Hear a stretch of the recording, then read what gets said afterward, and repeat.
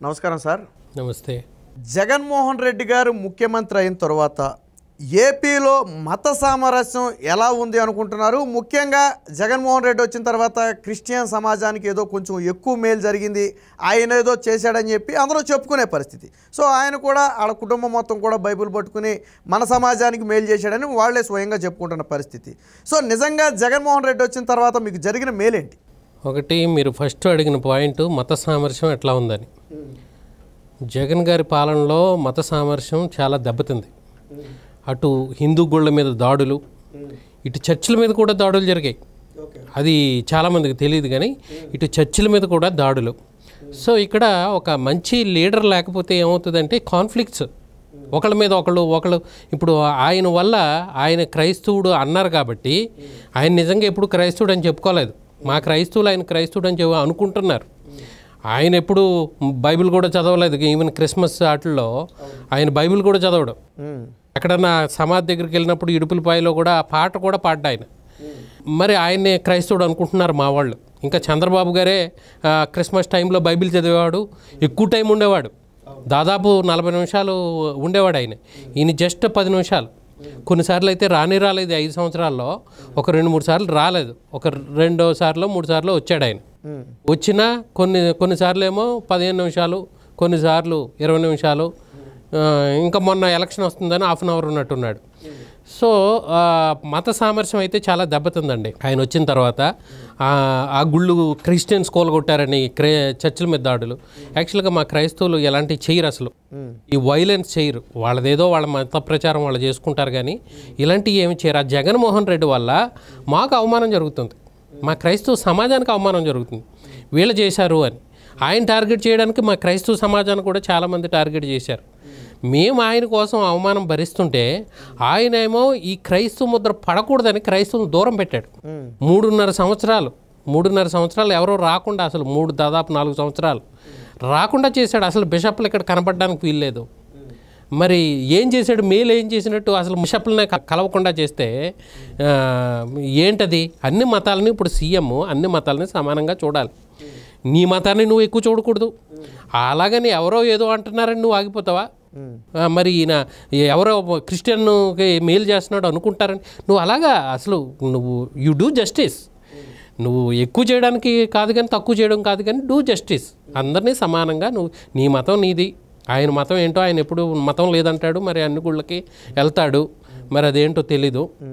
So మత సామరస్యం అయితే చాలా చాలా దెబ్బతింది. ఇక అది అలాగ వదిలేస్తే ఈ మతాల గొడవ మత కల్లోలం అయిపోతుంది. ఇది చాలా డేంజరస్. ఆయన అసలు పట్టించుకోడు ఇలాంటివి.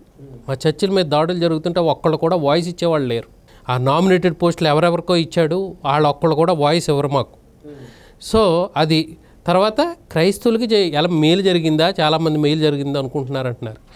అన్ని వర్గాల కంటే కూడా క్రైస్తవులకి ఘోరమైన అన్యాయం చేశాడు జగన్మోహన్ రెడ్డి గారు.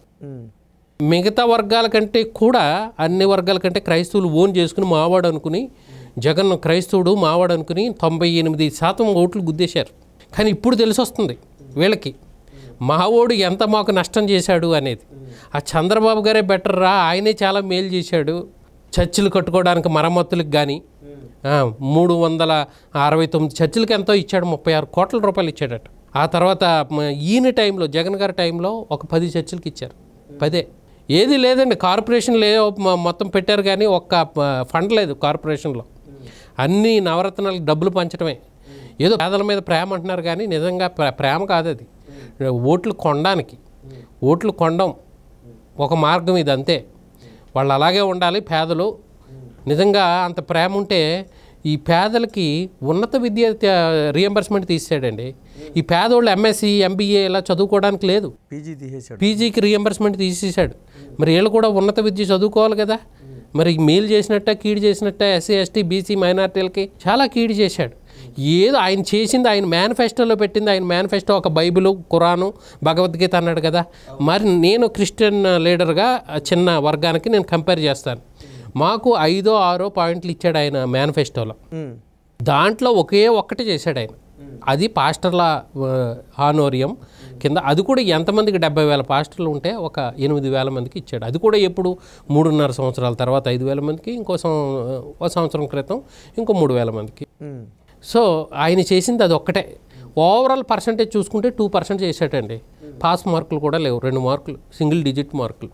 మా క్రైస్తవ సమాజానికి అంత ఘోరమైన అన్యాయం చేశాడు. మా వాళ్ళు అనుకుంటున్నారు చంద్రబాబు గారు బీజేపీతో కలిశాడు, ఈయన మావాడు క్రిస్టియన్ అనుకుంటున్నారు. నిజానికి ఈయన ఏది చేసినా బహిరంగంగా చేశాడు. 2014లో కూడా బీజేపీతో కలిసే ఉన్నాడు. అయినా కానీ క్రైస్తవ సమాజానికి మేలు చేశాడు. అవును, ఎక్కడ ఇబ్బంది లేదు, ఇలాంటి మత కల్లోలాలు లేవు. కానీ మావాడు మా జగన్మోహన్ రెడ్డి గారు హయాంలో ఆయన పైకి ఓట్ల వరకే ఏదో కొట్లాడినట్టు కనపడతాడు బీజేపీతో. తర్వాత లోపాయకరంగా ఆయన వాళ్ళతో టైఅప్లోనే ఉన్నాడు. కేసులు మాఫీ. ఇప్పుడు విజయసాయిరెడ్డి గారు ఎవరండి? ఆయన గురువు మోహన్ భాగవత్, ఆర్ఎస్ఎస్ లీడర్. మావోడు జగన్ క్రిస్టియన్, ఆయన సీఎం అనుకుంటున్నారు. జగన్ సీఎంఏ కాదండి, ఆ సజ్జల గారు సీఎం. ఈయన అదే బొమ్మలాగా పెట్టారు అంతే. ఈయన అందుకే ఇప్పుడు బయట కనపడ్డు, ఎవరికి యాక్సెసిబుల్ ఉండడు, అంతా ఆ ప్యాలెస్లో లోపల ఉంటాడు అంతే. ఇప్పుడు ఏదో ఎలక్షన్ టైంలో బయటకు వచ్చాడు, బయటికి తీశారు ఆ బొమ్మను అంతే. కాబట్టి చాలా ఘోరమైన అన్యాయం జరిగింది. ఆ పాయింట్లు కూడా 1 by 1 మనం చూస్తే ఆయన మంచి చేయడానికి బదులు చెడు ఎక్కువ జరిగింది. మాకు క్రైస్తవ సమాజానికి చాలా చెడు జరిగింది. ఇప్పుడు మళ్ళీ వాళ్ళ మేనత్తను దింపి, అంతకుముందేమో విమలారెడ్డి గారిని దింపి జగన్ గారు ప్రార్థన చేసుకుంటున్నాడు, ఇలాంటి ప్రార్థన చేసుకునే వాళ్ళు మనకు ఉండాలి సీఎం కింద అని ఆవిడ చెప్తుంది. ప్రార్థన చేసుకునేవాళ్ళు బైబిల్ చంద్రబాబు గారు బైబిల్ చదివారు, ఆయన కూడా ప్రార్థన చేశాడు. మరి ఆయన చర్చిలకు వెళ్ళాడు. ఆయన టైంలో బిషప్లు అందరూ కలవడానికి మంచి యాక్సెస్ అండి, వాళ్ళ ప్రాబ్లంలు చెప్పుకోవడానికి. మాకు జగన్మోహన్ రెడ్డి గారు 12,000 ఎయిడెడ్ స్కూల్స్ క్లోజ్ చేశాడు తెలుసా? 12,000 ఎయిడెడ్ స్కూల్స్ క్లోజ్ చేశాడు. ఎవరు లోకేష్ గారు నేను వచ్చినప్పుడు, మా ప్రభుత్వం వచ్చినప్పుడు ఫస్ట్ సెన్ దీని మీద పెడతాను అని హామీ ఇచ్చాడు. అప్పుడు ఆ గొడవల్లో 12,000 ఎయిడెడ్ స్కూల్స్ అంటే క్రిస్టియన్సే ఉంటాయి ఎక్కువ. వాళ్ళ సేవా దృక్పథం, మెడికల్ సేవ, ఎడ్యుకేషన్ సేవ. సో 12,000 ఎయిడెడ్ స్కూల్స్ క్లోజ్ చేశాడు.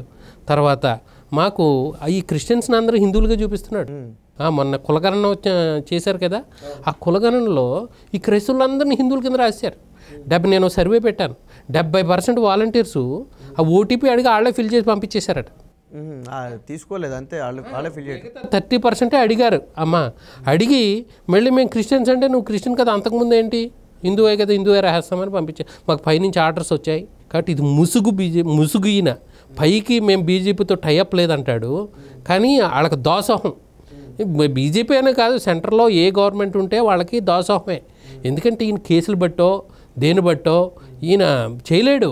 ఎందుకంటే మళ్ళీ జైలుకి వెళ్ళిపోతానని ఈయన మొత్తం దోసోహం అయిపోతాడు. క్రైస్తవ సమాజాన్ని లేకపోతే మైనారిటీ ఓటర్లని ప్రాణంగా పెట్టి, లేకపోతే ఈ జాతిని ప్రాణంగా పెట్టి ఆయన ఇది చేస్తాడు. కాబట్టి మైనారిటీ కానీ ఎవరు కానీ ఒకసారి ఆలోచించాలి ఈయన ఏం చేశాడు. అంటే లాస్ట్ టైం విజయమ్మ గారు బైబిల్ పట్టుకుని తిరిగి ఓట్లు అడిగారు. సో కొంత నమ్మిన మాట వాస్తవం. ఇప్పుడు కొంత ఏంటంటే ఫుల్ నమ్మారు. ఇప్పుడు విజయమ్మ గారు వచ్చే పరిస్థితి లేదు. ఎందుకంటే మీకు తెలుసు ఆ కుటుంబ గొడవల గురించి. ఆ ప్లేస్లో విమలారెడ్డి గారిని పెట్టి ప్రచారం చేస్తున్నారు. ఖర్చు కూడా జగన్మోహన్ రెడ్డి గారే పెట్టుకుంటున్నారు. మరి క్రైస్తవులు ఇప్పుడు నమ్మే పరిస్థితి ఉంటుందా? లాస్ట్ టైం తల్లి వచ్చింది, ఈసారి ఎందుకు విమలారెడ్డి వచ్చిందని ఆలోచించే ప్రయత్నం చేస్తారా? అందుకే వీళ్ళు డిఫరెంట్గా అప్పుడు వాళ్ళు విజయమ్మ గారు అప్పుడు అడిగారు. తర్వాత మాకు ఏమైనా సమస్యలు వచ్చినప్పుడు ఏమన్నా వాయిస్ ఇచ్చిందా, లేకపోతే జగన్మోహన్ రెడ్డి గారికి చెప్పే ప్రయత్నం చేసిందా? చేయలేదు కదా. అందుకని ఆమెను నమ్మరు. ఇప్పుడు ఈమె కొత్తది ఎత్తుకుందనమాట. ఆయన ప్రార్థన చేసుకున్నాడు, భక్తిపరుడు, ఇలాంటి వాడు సీఎంగా ఉండాలి అని కొత్త పాయింట్ ఎత్తుకుని, కొత్త మనిషి కదా మళ్ళీ ఈమెను నమ్ముతారని. యాక్చువల్గా 70% క్రైస్తవ సమాజం జగన్ అంటే చాలా విరక్తి చెందింది. మళ్ళీ ఈమెను పంపించి మళ్ళీ సభలు పెట్టి మీటింగులు పెట్టి డైవర్ట్ చేసే పని చేస్తున్నాడు జగన్మోహన్ రెడ్డి గారు. వీళ్ళందరూ ఓట్లు కావాలి, వీళ్ళకి మాత్రం ఏమీ మేలు చేయడు. చాలా క్రిస్టియన్స్ని ఇరికిచ్చేసాడండి. ఎస్సీలు అయితే చర్చికి వెళ్ళే వాళ్ళు అయితే వాళ్ళని ఇరికిచ్చి పడేశాడు. యాక్చువల్గా భారతదేశంలో ఒక్క ఎస్సీలకే సంపూర్ణ మత స్వేచ్ఛ లేదు. ఎస్టీ అయినా, బీసీ అయినా, ఓసీ అయినా ఎవరైనా క్రిస్టియానిటీలోకి వెళ్ళొచ్చు, వాళ్ళ బెనిఫిట్స్ ఏం పోవు. ఒక్క షెడ్యూల్ కాస్ట్ వాళ్ళకి మాత్రం వాళ్ళ రిజర్వేషన్ 15% పోతుంది. బీసీసీలోకి వెళ్ళిపోతారు వాళ్ళు. వాళ్ళని ఏం చేసాడంటే కరోనా టైంలో 5,000 ఇచ్చాడు అందరికీ, మామూలుగా ఇచ్చాడు, అందరికీ ఇస్తున్నాడు. ఒక పాస్టర్లకే కాదు, యాక్చువల్గా పాస్టర్లకు తక్కువ 5,000, ఈ మామూలుగా 15,000 నుంచి 20,000 ఉన్నట్టుంది. బ్రాహ్మణులకు 35,000 వరకు ఉంది నెలకి. సో వాళ్ళ ఇది గుడి దీన్ని బట్టి. సో వీళ్ళకి ఇచ్చేది చాలా తక్కువ. చాలా తక్కువ మందికి చాలా కష్టపెట్టేటంటే రూల్స్. పాపం చాలా ఇబ్బంది పడ్డారు పాస్టర్లు. సో చాలా ఇబ్బంది పెట్టి ఏదో కొద్ది మందికి ఇచ్చాడు ఈ పాస్టర్ హానోరియం అనేది. కానీ ఎస్సీలు కరోనా టైంలో ఇచ్చాడు అన్నాను కదా, అందరికి ఇచ్చాడు, వీళ్ళకి ఇచ్చాడు. బీసీయా లేకపోతే బీసీసీయా, మీరు పాస్టర్గా ఉందా సర్టిఫికెట్ అని ఏం అడగకుండా మీరు పాస్టర్ అయితే ఆధార్ కార్డు బ్యాంకు అకౌంట్ ఇచ్చేశారు. ఇప్పుడు అథెంటికేటెడ్ అయిపోయింది. పాపం ఈ ఎస్సీ వాళ్ళు కొంతమంది రిజర్వేషన్ వదులుకుని క్రిస్టియన్ రాసుకుంటారు, కొంతమంది పాపం చర్చికి వెళ్తూ వాళ్ళకి అంతే విశ్వాసం వస్తే అప్పుడు రాసుకుంటారు. వాళ్ళు వెళ్తుంటారు, చర్చికి వెళ్తుంటారు, ఇటు ఎస్సీ అని రాసుకుంటారు. సో అలాంటి వాళ్ళు ఇప్పుడు బుక్ అయిపోయారు. ఎందుకంటే అథెంటికేటెడ్గా 5,000 పడింది, యాజ్ అ పాస్టర్గా పడింది. పాస్టర్ అంటే మరి క్రిస్టియనే కదా. అక్కడ ఈ మత సాందస్వాదులు ఈ లిస్ట్ అంతా తీసుకుని, ఇదిగో వీళ్ళు ఎస్సీ ఉంది, వీళ్ళు పాస్టర్ కింద ఎలాగ 5,000 తీసుకున్నాడు, ఈ 5,000 తీసుకున్న పాపానికి వాళ్ళ రిజర్వేషన్ ఊడిపోతుంది. వీళ్ళు ఎంఆర్ఓలకి లెటర్లు రాస్తున్నారు ప్రతి దాంట్లోనూ. అలాగా మళ్ళీ మత సర్వే అని ఎన్ని చర్చలు ఉన్నాయి, ఎంతమంది వెళ్తున్నారు, ఎంతమంది పిల్లలు వెళ్తున్నారని చాలా క్రైస్తవులకు నిజంగా పేదోళ్ళకి చాలా తెలియదు. కానీ చాలా అన్యాయం చేశాడండి జగన్మోహన్ రెడ్డి గారు. చాలా అన్యాయం జరిగింది క్రైస్తవ సమాజానికి. అయితే ఏం మేలు కాదు. మా క్రైస్తవుడైతే ఏంటంటే ఎవరైతే ఏంటి, మా కమ్యూనిటీకి మేలు జరగాల. మా ఊడై ఉండి మాకు చేయకపోతే మాకెందుకండి, అన్యాయం జరుగుతుంటే మాకెందుకండి. యేసుప్రభు ఇప్పుడు ఎంతమంది ప్రార్థన చేసినా జగన్ గనక అన్యాయం చేస్తుంటేనే, లేకపోతే అవినేష్ రెడ్డి పాపం సునీత ఎంత బాధపడుతుంది. అరే ఈ ఫ్యాక్షనిస్ట్ కడపకి ఇలాంటి నేమ్ రాకూడదు అని ఎంతో బాధపడుతుంది ఆవిడ. నిజంగా సునీత రెడ్డి అంత పోరాడుతుంది. ఎందుకు ఆమెకి ఏమైనా వస్తుందా? అరే మన సమాజం బాగుండాలి, లేకపోతే ఇలాంటివి జరగకూడదు, మా ఊరు, నేను పుట్టిన ఊరు బాగుండాలి అని చాలా బాధపడుతుంది. మరి అవినాష్ రెడ్డిని కాపాడుతున్నాడు అని ఇది చేస్తున్నారు కదా, మరి మా దేవుడు ఒప్పుకోడు. యేసుప్రభు అయితే ఇలాంటివి ఒప్పుకోడు.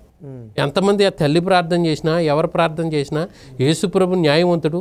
నేను ప్రార్థన చేసినా, నేను వద్దన్నా, ఆయన సీఎం క్రింద ఉండకూడదని కొంతమంది 70% అనుకున్నారు. సో ఆ దేవుడు నిర్ణయం చేస్తాడు. కాబట్టి ఎవరు ప్రార్థన చేసినా అన్యాయస్తులను అయితే మాత్రం దేవుడు ఆయన ఏమి వీళ్ళ ప్రార్థన విని ఇది చేయడు.